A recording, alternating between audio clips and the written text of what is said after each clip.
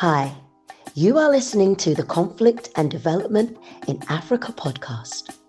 This podcast is for policymakers, governments, researchers, students, businesses, and anyone that is interested in conflict and development issues in Africa.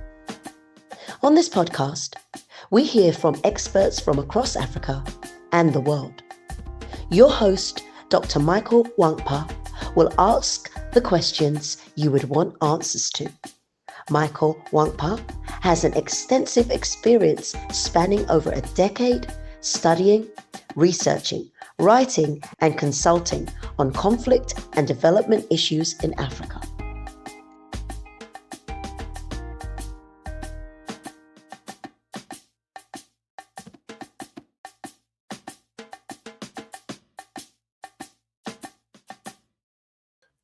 Hello and welcome to another episode of the Conflict and Development in Africa podcast. I'm your host, Dr. Michael Nwankpa. Today we're going to be discussing the recent U.S. Security Cooperation with Nigeria. I'm joined by a returning guest and a friend, James Barnett, a PhD candidate at Oxford University, where he studies the political roots of insecurity in Nigeria since the country's return to democracy or civilian rule in 1999. James is also, among other things, a fellow with us and a non-resident fellow at several centers and institutes, including Center on Armed Groups in Geneva and the Hudson Institute in Washington, D.C. James, it's a pleasure to have you join me again today, and I look forward to our conversation. Yeah, thanks so much, Michael. It's always a pleasure to be on this podcast, and this one I feel like is particularly topical and timely. So really happy to be here. Yes, I do agree with you. So we've been so let's start off from 20. I don't know if it's where we should start on from 2025. So we woke up to, it was a Christmas morning. There was the a bomb strike in Sokoto. The U.S. Bomb strike in Sokoto, and I think that is where this recent was kind of like announced. That's kind of like the announcement of the U.S. I mean, when I say announce in the spectacular way, the recent one. So, what is behind this current U.S.-Nigeria military cooperation?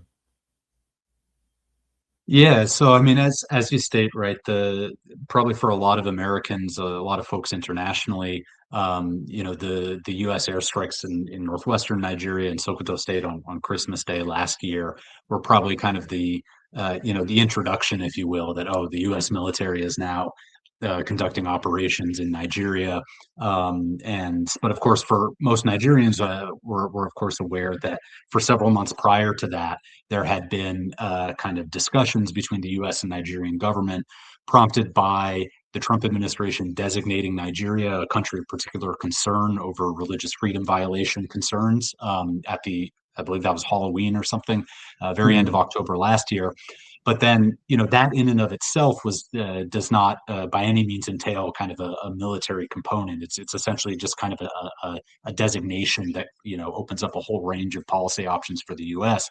So it was, and in fact, the Trump administration had designated Nigeria, a country of particular concern during the first Trump administration. So what changed was the U.S.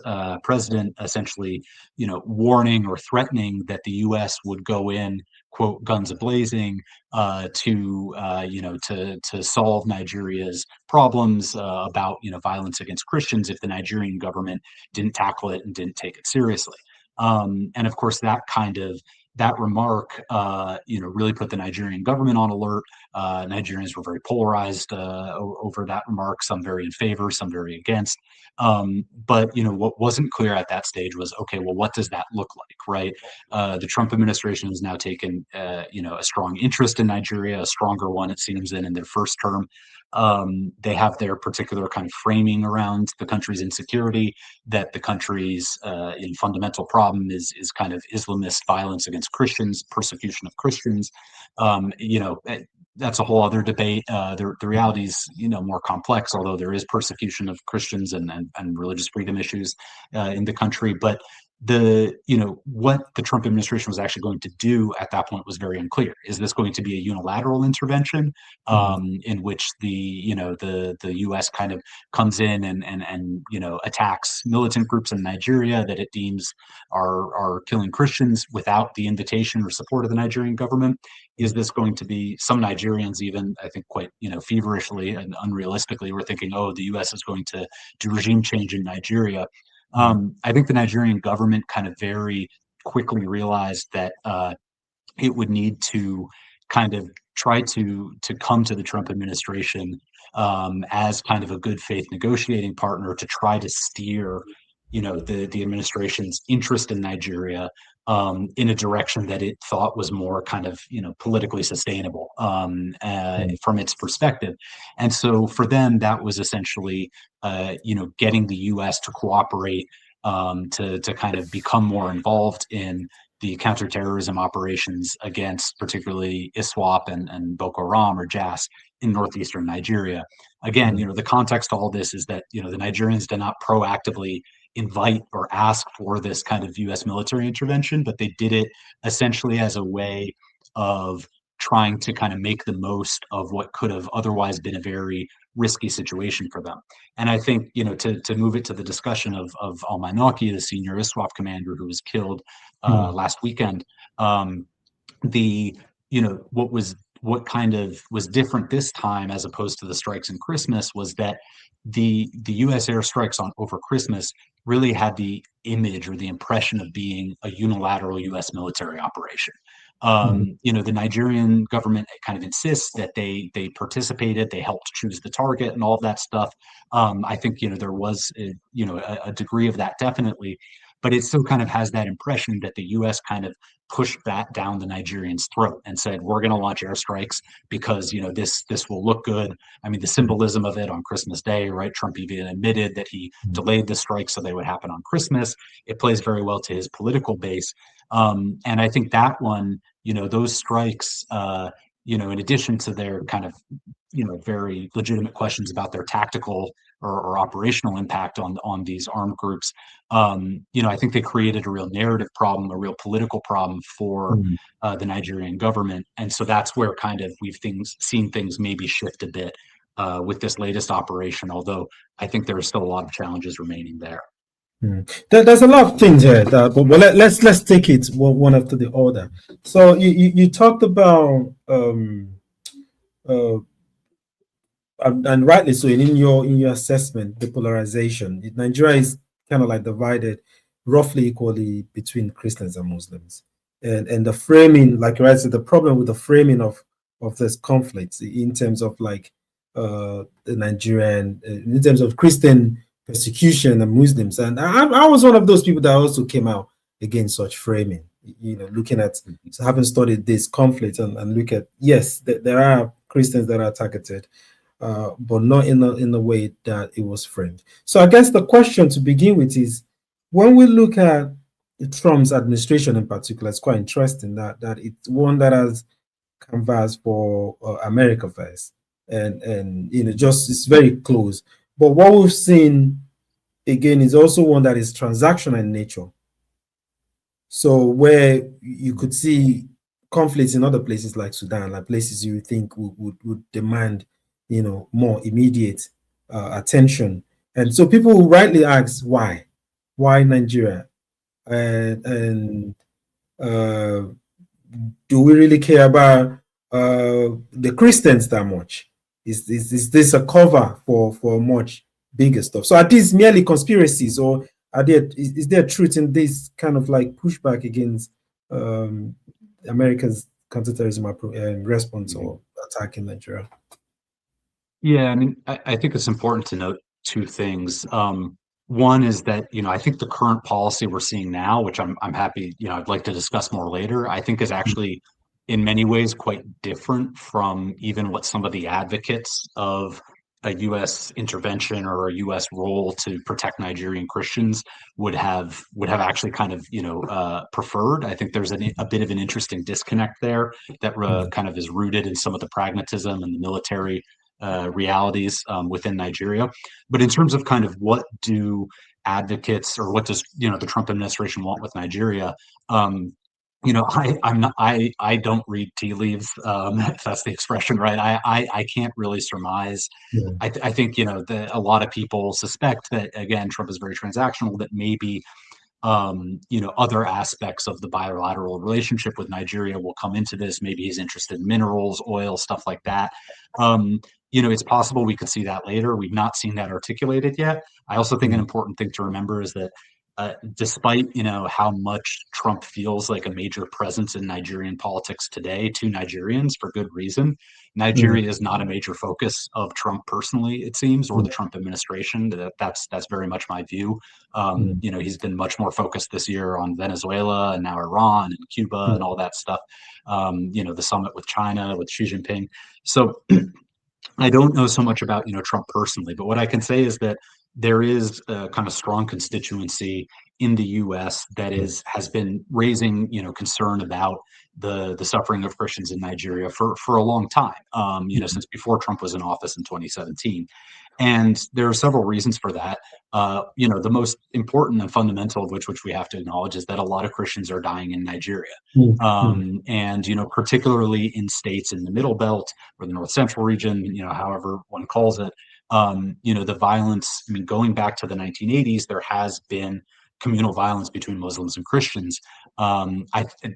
We could have a separate conversation. I think that the nature of the violence has actually changed a good bit. I would argue that a lot of the violence from 1987 up to the late 2000s was truly kind of, in many ways, religious violence.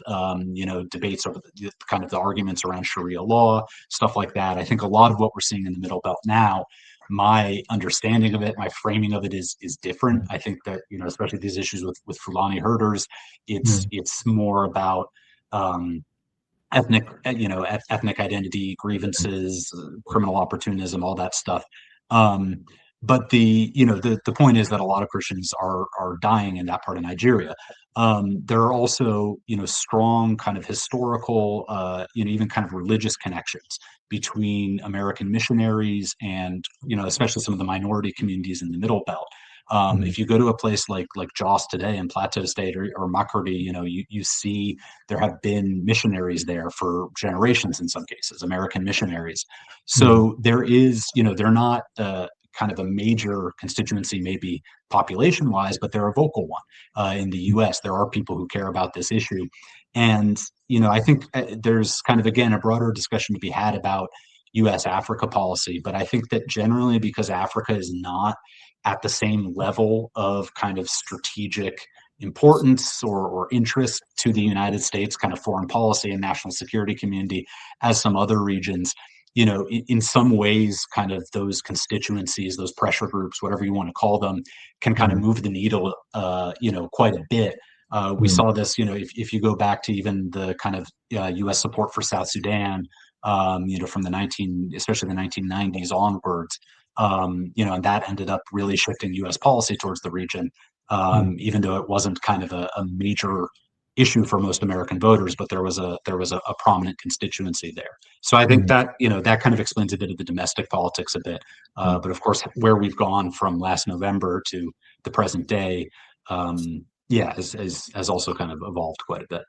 Let's come back. We'll come back to the strategic interest and political whatever. Let's go back to the counterterrorism aspect of it. So the attack on Christmas Day was quite vague in terms of people also question the veracity of that attack, the authenticity of that attack. If it happened, they also question the target of that attack and the place of the attack. But then again, there seems to be that kind of also suspicion with this recent attack and assassination of the ISIS #2. A lot of people are saying, "Oh, this guy has been killed." It's been announced before that this guy has been killed in the past, and people tend to say that what is going on. So, what do we say about the authenticity of this attack? There seems, Yeah, I mean, I this one seems to be the real deal. I mean, even the Christmas strikes, I think, were, the U.S. kind of announcement that they were targeting Islamic State fighters in Sokoto State, I think is true. I think they were targeting the Islamic State Sahel province. My assessment, I've written quite a bit about this, is that, the group known as La Kurawa, at least operating in parts of Sokoto State, is that's a cover label, if you will, or an exonym for the Islamic State Sahel province. So, I think they were targeting the Islamic State in the Sokoto in the Christmas Day attack. From what I've discerned, I don't have full verification on this or anything, but I don't think that attack was very successful, even in terms of just who it struck and how many fighters it killed. In terms of this latest attack, though, I mean, Abu Bakr al-Manoki was or also known as Abu Bilal al-Manoki, was a very senior ISWAP commander. He was an important one. There's disagreement among analysts about whether he was the head of the the General Directorate of Provinces, which is effectively kind of the number two within the Islamic State. So there's no, the caliph of the Islamic State, the so-called caliph, doesn't have a mug that says number one and then his deputy has number two. They don't. Right. So they don't have official rankings like that, or numerical rankings. But the head of the GDP, to use that acronym, is an incredibly important and influential office within the Islamic State, because these days the Islamic State is not really ISIS, the so-called caliphate in Iraq and Syria. It's this global autocratic organization spread out, provinces around multiple continents. And the head of the GDP is responsible for coordinating strategy, logistics, resources, all of that stuff between them. So al-Manoki, I think we can be pretty confident that he was genuinely killed this time. The U.S. has a better track record, frankly, than the Nigerian army when it comes to, they're a bit more cautious about announcing this stuff. The Nigerian army has claimed that the incident in August 2024 in Kaduna, where they claimed to have killed him, that it was a different guy, different nom de guerre. I think there's a whole discussion to be had about the Nigerian military's strategic communications, efforts and challenges. But it does seem like they got Minoki, and I think that whether one believes that he is the head of the Global Directorate of Provinces, which is something that the U.S. has actually, I think, assessed for a little while. It's not something that Trump just, made up after the strike. It's even in United Nations reports from earlier this year that some countries believed he had assumed that role. So whether we think that he has that role, or what some other analysts suggest is that he was more of kind of a senior commander within ISWAP, who is also probably involved in kind of logistics and coordinations with the Islamic State Sahel province. Either way, he is a very significant, important commander. My own view is that, I've heard from defectors that I've interviewed that he did have some sort of regional role, even if they were a bit vague. When I started hearing reports about a year ago that Minoki had possibly been elevated to the head of Global Director of Provinces, I was initially very skeptical, essentially because there's a more senior commander within ISWAP who has the long-standing ties to the Islamic State Central Network, and that's Habib Yusuf Abu Musab al-Barnawi, the son of the Boko Haram founder Muhammad Yusuf. But then, and I'd also been hearing for a while some chatter, some rumors that al-Barnawi had died. And initially I didn't think that was very likely. And then kind of earlier this year, I started hearing some different information. And then a month or two ago, Ahmed Salkida at Human Angle wrote a very detailed report about al-Barnawi's death that corresponded with a lot of what I'd heard. So I thought, okay, well, maybe there's some truth to this. Again, I don't know. I don't know for certain. The Islamic State goes to great lengths to cover up the identity of these senior people. And they don't always acknowledge the death of these senior commanders unless it's the caliph, the overall leader of the group. So I think all of us analysts are kind of, we're all doing a bit of, inference work and guesswork and stuff. I would say that the U.S. narrative that he was, the number two, if we take that to mean head of the GDP, I think it's plausible, certainly not confirmed. I think even if he wasn't the head of the GDP, even if he was just the senior commander within ISWAP, involved in coordinating with other affiliates, that is still a significant position. And I think that you actually have more operational impact when you take out someone like that than you do when you just fire a bunch of tomahawks at a field in Sokoto State because there were some, Islamic State militants in the general area. That said, there are also, I think, limits to what these types of strikes can do, and happy to talk about all that. But speaking of impact, I was going to ask that's what next question I was going to ask you, the impact of taking him out, because we've seen from Obama era, we saw where there was a policy, especially in the Obama era, of taking out senior commandants through drone attacks. They took up Sama, they took all this stuff. But what do you think this? We're also seeing in recent times, we're seeing an escalated attack from ISWAP and from Boko Haram against military formations, and they're quite being successful with this. So, whilst we're seeing this, and do you think this is going to have an impact? You did mention, you said operational impact. Do you think this is going to de-escalate the rise of attacks that we're seeing from ISWAP and Boko Haram? So I think that's not it. I think that a killing like this can have an impact, but that measuring attacks from the group afterwards is not necessarily the best metric to determine what that is, right? Because Mainoki's, role, it seems, a lot of what he was doing was coordinating between ISWAP and this other affiliate, the Islamic State Sahel province, which has been expanding, as I've said, even into Nigeria. And so ISWAP and the Islamic State Sahel province we know that they've been coordinating to some degree. They send, individuals, fighters from one province to another sometimes. They engage in skills transfers. They share resources. They seem to share maybe some funding as well. All of that, Nigeria, the US, everyone has an interest in stymieing that to the extent possible. We don't want two Islamic State provinces coordinating closely together and moving closer to each other territorially, especially when one of them, like ISWAP, is already, frankly, quite a strong, sophisticated insurgency, and IS Sahel province is also growing.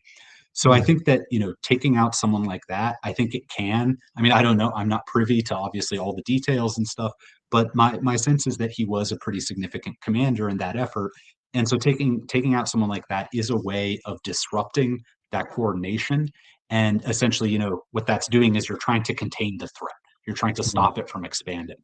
That is very different from kind of degrading the group or degrading the insurgency as a whole. And so it's still a very long ways away from victory, right? And I think that the empirical record, especially kind of from the war on terror, but also, the war on drugs in Latin America and all these other places, is that leadership decapitation has kind of mixed results at best. Under certain circumstances, under certain conditions, it can be an effective way of, kind of sustainably weakening an insurgency, but very often it's not. Very often these leaders are replaced, and it's, so it can be a component of a successful, counterinsurgency in theory, but it's rarely going to be sufficient as a strategy in and of itself. My fear is that with ISWAP, they've already gotten very sophisticated. They've already lost a number of commanders and been able to replace them.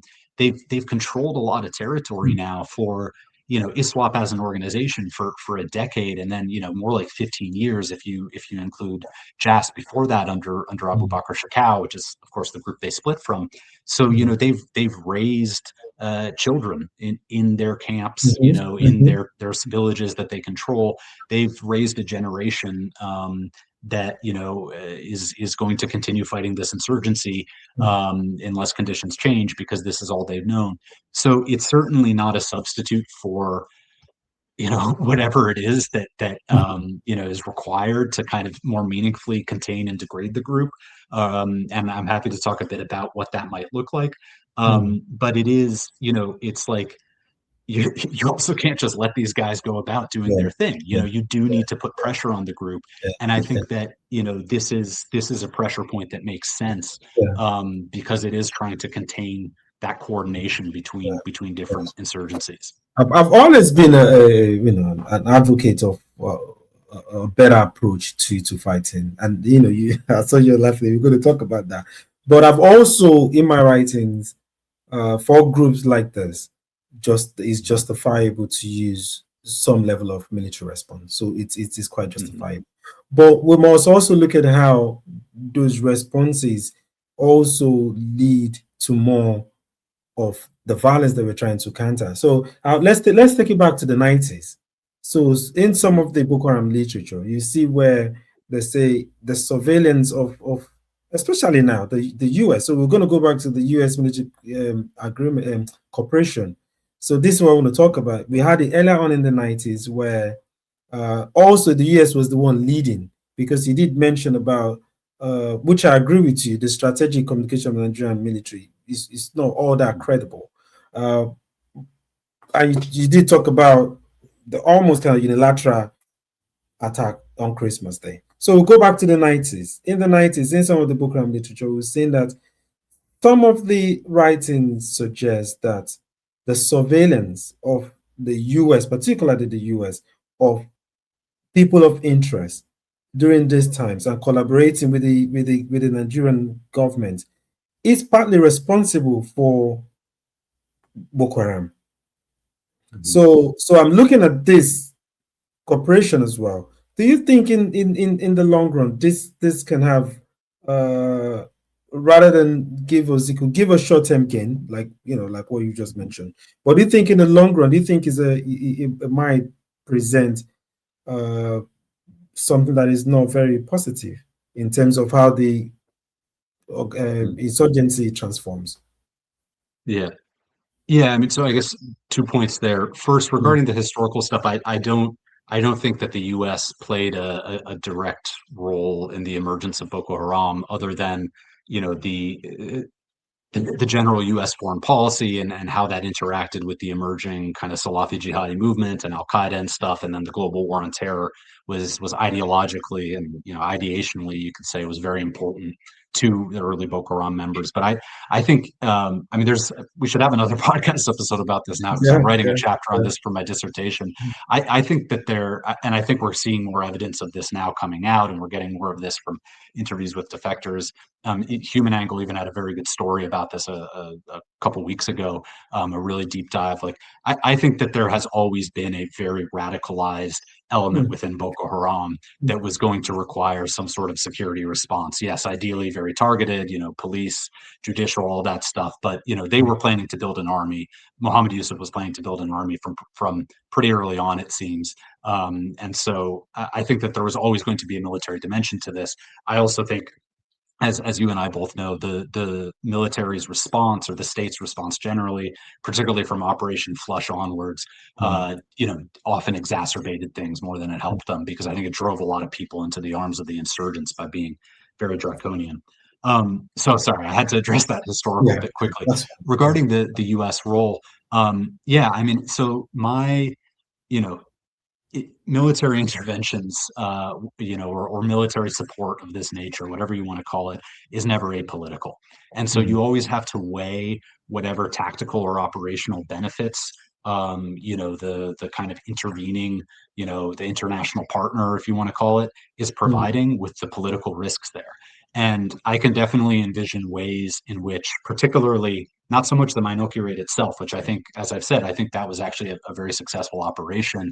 Though I think there are some communications challenges around it. But I've been more curious about, after the Minoki raid, AFRICOM announced several more airstrikes that, from what we can tell, it's not clear that they were targeting major ISWAP figures. Some of the footage they've released, it's kind of a handful of fighters and stuff.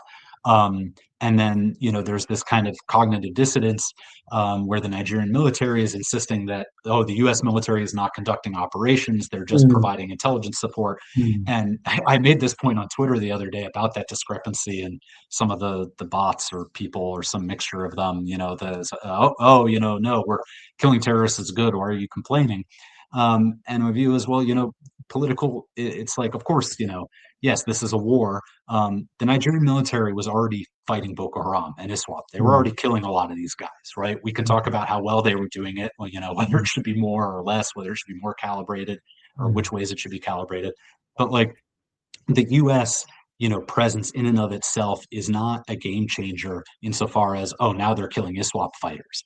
I think a lot of Nigerians aren't aware that actually there's been a lot of bombing in the Northeast in recent years. And of course, it hasn't, solved the conflict. It hasn't defeated the insurgency, because it's a very intractable insurgency. And there are also, some shortcomings to the government's approach.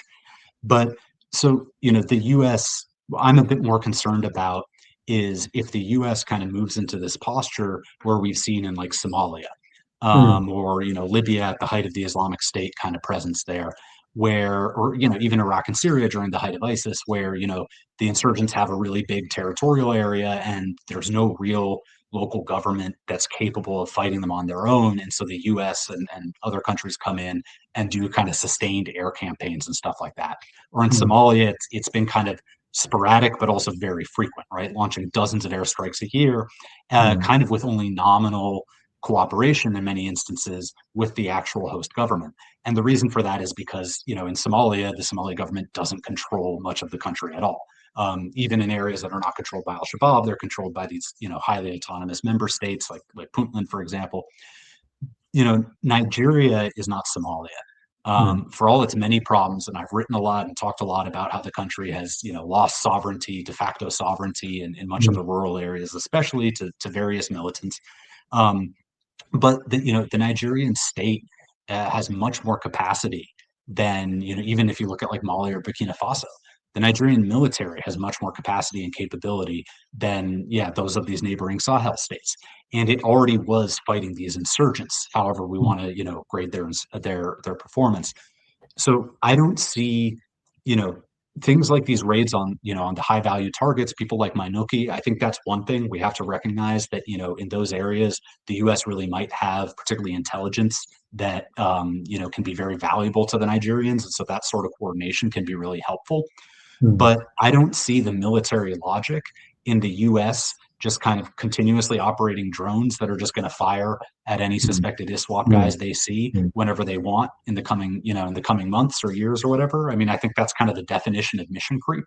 And, in Somalia, you can make the case that, well, the Somali government doesn't have an air force. They barely have an army. If it weren't for international support, al-Shabaab might still be in Mogadishu, right? They probably would be. That's not the case in Nigeria.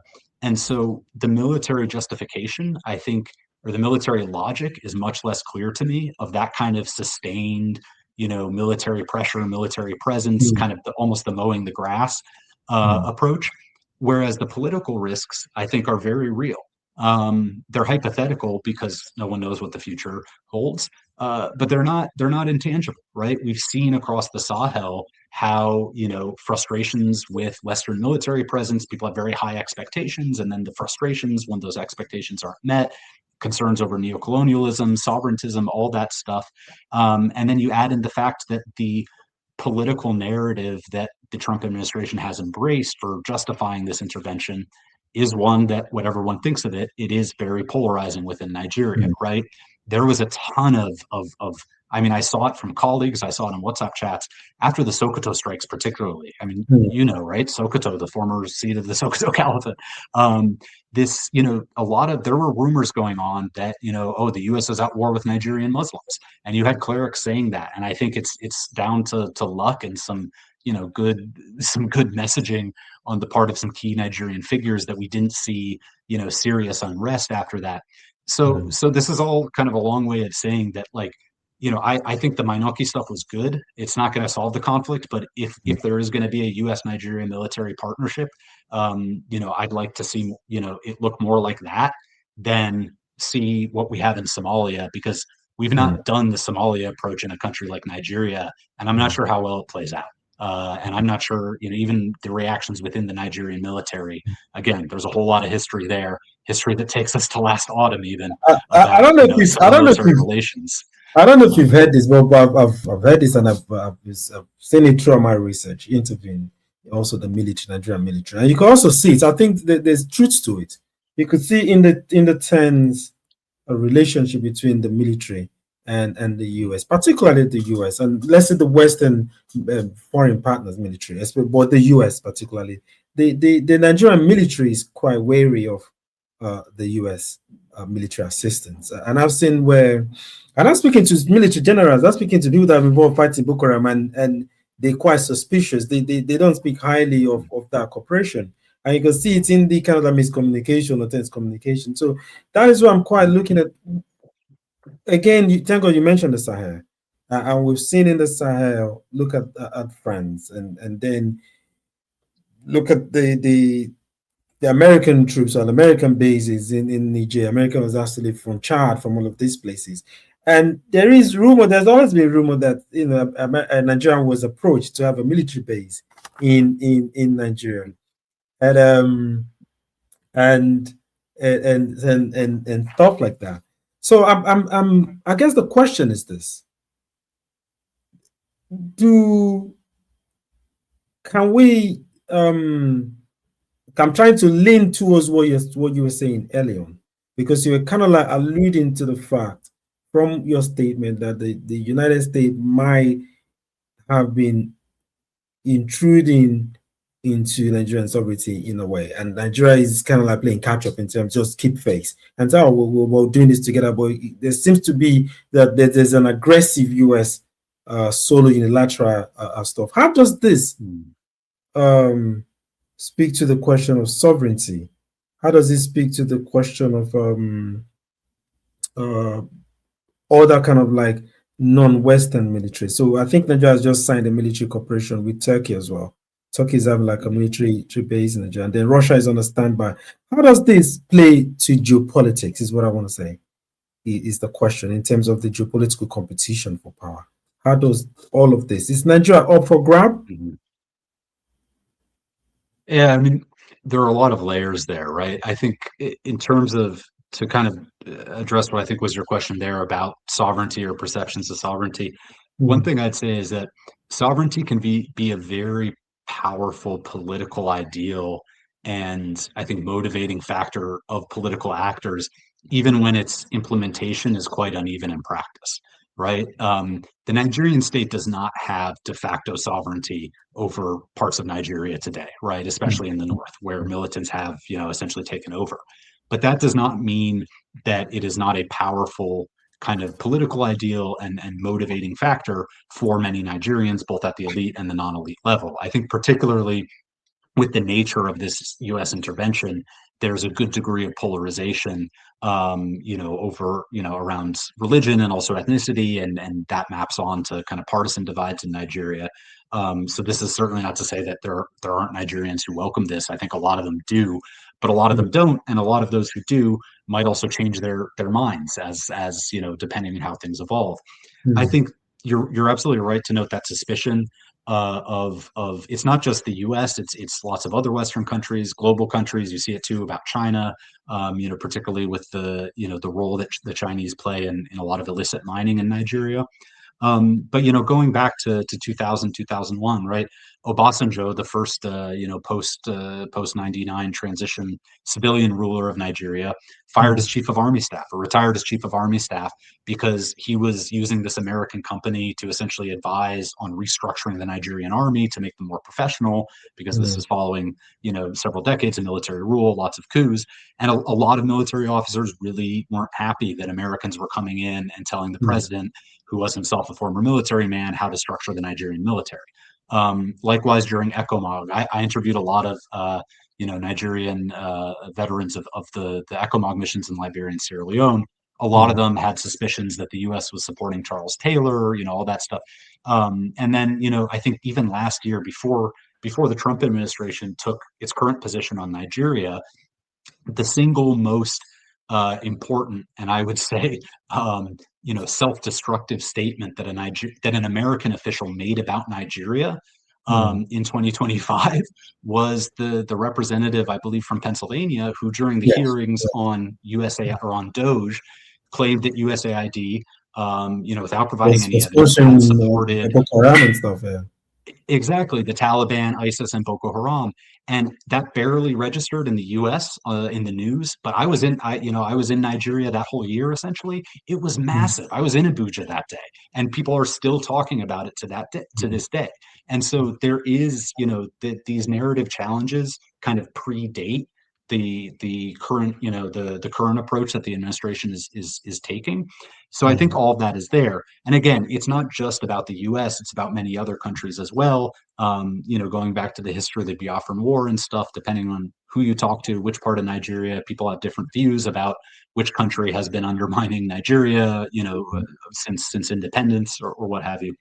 But in terms of the kind of the approach that this government is taking, I think it's trying to tread a very delicate line between, cooperating with the Trump administration while kind Mhm. of trying to make sure that the U.S. focus is on, more of the security issues in the Northeast, in the Lake Chad and the Northwest, but essentially focus more on that kind of the more clear-cut counterterrorism, counterinsurgency stuff against the jihadist groups. And Mhm. I think that's, the preferred approach of folks in like in the U.S. military, U.S. AFRICOM, because that's what they've been working on for a while. And I think that politically, it's much more manageable for the Nigerian government to kind of have, be working with the US on that stuff, however, whatever that looks like in practice, than it is to have the US kind of pushing for, to take its own military action in other parts of the country. Some of the stuff like in the Middle Belt, I think, is politically much more complicated from Yeah. Abuja's perspective. So on the one hand, they're trying to kind of manage that relationship with the US very delicately. On the other hand, the Nigerian kind of foreign policy, to the extent I think they've not had much of a strategy in the past, several decades, but it's generally been kind of non-alignment, but more pro-Western non-alignment than Mhm. anti-Western. Like South Africa also says they're non-aligned, and you look at Mhm. who they're de facto aligning with, it's pretty clear. Iran, Mhm. Hamas, Russia, Mhm. China, all that stuff. Nigeria has, I think, kept more in the Western camp, while still, I mean, it's maintained diplomatic relations with, Iran, Russia, Turkey, China, and then increasingly, I think, partially just because of genuine interest in some of the military hardware that countries like Turkey can provide, particularly drones and stuff. The Nigerians have been talking to them and looking at that. But I also think there's a political dimension, especially for Tinubu, the issue with this kind of North-South and Muslim-Christian issue. I think that aligning and being very public about his partnerships with countries like Turkey or Pakistan is one way of kind of counterbalancing, the relationship with the Western, yeah. U.S. At Mhm. least, yeah, in the eyes of Muslim, particularly Muslim northern voters, to say, oh no, we're not just selling our country to the Mhm. US. We have a military partnership with them to fight Mhm. Boko Haram and bandits, and we also have a military partnership with these Muslim countries. So I think there's a bit of an angle there. Um, and yeah, where things go from there, who knows? Yeah. But James, because of time, let me ask this broad question, but I'll collapse this question. These two questions in one. So the first one is you mentioned something quite interesting. When you were talking about the Christmas Day attack, and you were talking about Lakurawa. You've been here. I think last time you came on the podcast, we spoke about Lakurawa, and I didn't remember you describing Lakurawa in the way you've described it today. But you described Lakurawa as somehow part of maybe ISWAP or Boko Haram, something like a comfort food. If I'm wrong, correct me. So I guess Yeah. my first question is, Boko Haram and just have been unable to spread outside of the north to the south, but we're seeing some actions in the southwest that we say is the Fulani militants, but a lot of people are also saying is Boko Haram is this. So I wanted to differentiate.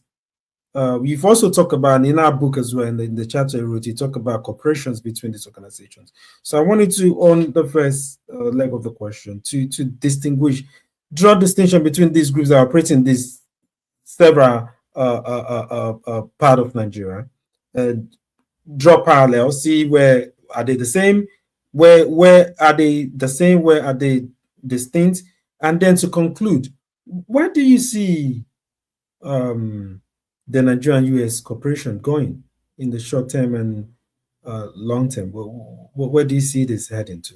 So let's conclude on that note. Yeah, I mean, I think you've made the mistake of asking me about, jihadist expansion and relationship with bandits in the last 5 minutes of this. But I maybe know. that was very strategic because I'll have to keep the time, or I'll try. Yeah, I mean, I've written a lot about this. Regarding La Kurawa, my view has been that it's an umbrella term that captures Sahelian militants broadly. So that's both JNAM and IS Sahel province. Though I think it's Sokoto, especially, it's mostly IS Sahel. Yeah, I mean, there is expansion of these groups into southwestern Nigeria, and it takes several different forms. It's, for the most part, it's not or I think we can definitely say it's not necessarily kind of contiguous territorial expansion. There's not a kind of land bridge of control from northeastern to southwestern Nigeria where we can say ISWAP controls all this territory, JAS controls all this territory, and it stretches across the geopolitical zones.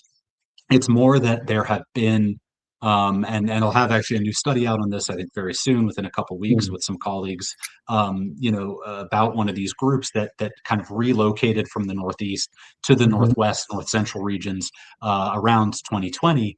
And that's actually the group that's kind of been, at least recently, the most destructive out there. It's the JAS cell led by Sadiku, as he's known, the commander. And they've unfortunately really been on a rampage in 2026, late 2025, early 2026. And there are some other jihadist groups out there as well, and then there are also bandits. The relationships between these jihadist groups and between these bandits and jihadists can fluctuate quite a lot. It kind of goes between true kind of close cooperation, actually conducting operations together, supporting each other, sharing the spoils in terms of any ransoms or looting that they achieve, to kind of more of a deconfliction zone where essentially the groups are operating in the same general area but have their own camps. They kind of keep their distance and they don't interfere with the other group's operations, provided that the other group doesn't interfere with theirs. And that's kind of in the middle of the spectrum. And then to the other end, you have conflict. And we see conflict. We see conflict between jihadist groups in northwestern and north central Nigeria. We see conflict between jihadists and bandits because they have very different approaches. They have very different ideologies and strategies and grievances. Despite, I think, some of the narrative we hear in the U.S. about Fulani Islamization. I think that the Fulani militancy, and banditry, which is a massive, deadly problem, but I think it has a fundamentally different cause and different trajectory than a genuine jihadist insurgency like Boko Haram and ISWAP. And these relationships are never stable. So a jihadist group and another jihadist group, or a jihadist group and a bandit group, can cooperate for a bit. And maybe there's a bit of friction and they settle it by moving out and deconflicting, and then they cooperate a bit more and then they clash over some issue. And the bandits in particular are incredibly mercurial. They can be very useful allies for the jihadists because they know the terrain well. Some of these gangs are already quite strong. A lot of fighters, a lot of weapons. They know the local communities one way or another. But they can also be very difficult partners for the jihadists because they can work with them one day and then they have some beef and then next thing you know, they're fighting. So all of that is a short way of saying it's very complicated. And in some ways that friction between groups is one factor that actually, has prevented more of a consolidation by jihadists of kind of Western, North Central, Southwestern, Northwestern Nigeria. But that friction is also not in and of itself enough to stop expansion and to stop violence. And so, Old Oyo I did field work in Old Oyo National Park, or around Old Oyo National Park last year. At that point, the communities were saying most of their concerns were about bandits coming in from Kwara and Kogi. These didn't sound like jihadist groups, although I did learn of one jihadist group, the Mahmuda group, that had attempted to, come into the park at one point. And there were some clashes with local vigilantes, but this stuff has been happening for several years. It's been clear, warned about it. My colleagues and I warned about it in our last study, and I think unfortunately the recent attack, outside it was the Ogbomosho area, right, Orire, LGA. It's as if anyone needed a reminder. It's a reminder that the government needs to take this very seriously. It's a very sad trajectory. A worrying trajectory, I would say. Okay. So just conclude. Where is this U.S. military cooperation going to? Where is it heading to? Where in your estimation, what do you think is? I know you have a kind of like mixed feelings about it, but if you look at it, where do you think it's heading to? Is it going to just fizzle out? Is it what's going to happen? Are we going to see more? There are a lot of ways it could go. I mean, I think there's a direction I think it should go, which is that the U.S. should be very prudent and very discreet, and should really kind of be attuned to the political challenges and risks within Nigeria. I do think whatever the my disagreements with the kind of Trump administration's framing of this issue. And I do think that the approach has, it's created a lot of challenges in many ways. But if there's a silver lining, if we're to make kind of the most of it, I think it has gotten the Nigerian government's attention. It's put insecurity, it's made that a political issue ahead of the elections, which can be very, that can be bad in some ways because you don't want election insecurity being too politicized, but it also, at least, I think it is forcing the government to take some steps that, things that they even pledged that they would do during the last elections that they just kind of didn't get around to doing, apparently. And it takes, threats from Trump to have them take those moves. So I would say that, I think that, the keeping that focus on some of the the key commanders, the key nodes between provinces, doing very intelligence-led stuff, kind of trying to keep a very light footprint, letting, insisting that the Nigerians lead, pushing the Nigerians to kind of deliver on their own promises, that would be kind of how I would do it. But, this is an administration that wants to show that it is being tough and achieving military progress overseas. And I think, I was making this point on social media the other day, but the Nigerian government, the Nigerian military cannot kind of maintain this deniability of what the U.S. is doing, because Trump is not going to be covert about this. And so I do have concerns that the U.S. is going to push for more big operations because they look good, whatever the tactical impact, and regardless of the political consequences. I think the Nigerians are, I don't think their messaging, at least the military's messaging now, accounts for that. I don't think it accounts for the fact that Nigerians are already well aware that there are U.S. troops operating on Nigerian soil now. And in terms of how kind of, does it escalate? Does it increase? Does it decrease? We're talking well outside my area of focus now. That also depends on how things go with Iran, Ukraine, Venezuela, Cuba as of this week, right? There's a lot of other stuff happening in the world. So, and it might not be a clear cut, the U.S. draws down or the U.S. ramps up. It could be we don't hear anything for a while, and then in 6 months or a year, there's a big, Tomahawk missile strike, or there's some big raid, and all of a sudden AFRICOM is announcing a bunch of operations in Nigeria. So yeah, that's it's not a very clear answer. No, it is. I agree with you 100%. And be cautious. But, And we've always, you and I, when we talk this kind of conversation, we will never can be able to have this conversation in a single podcast.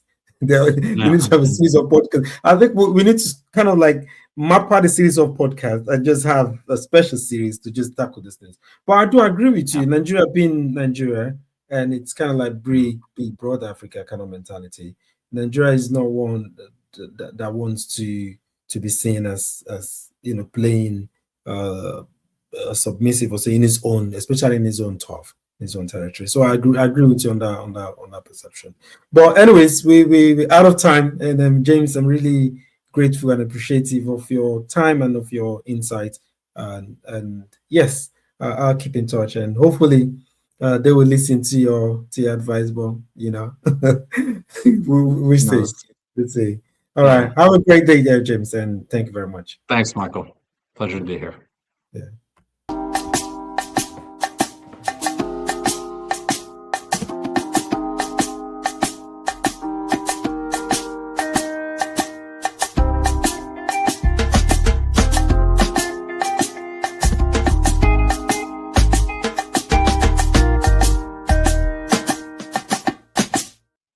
Thank you very much for tuning in today. Let me, as usual, thank my friend, colleague, and our regular guest, James Barnett, for his wonderful assessment of the U.S.-Nigeria Recent Security Cooperation. For now, stay blessed, and I'll see you shortly.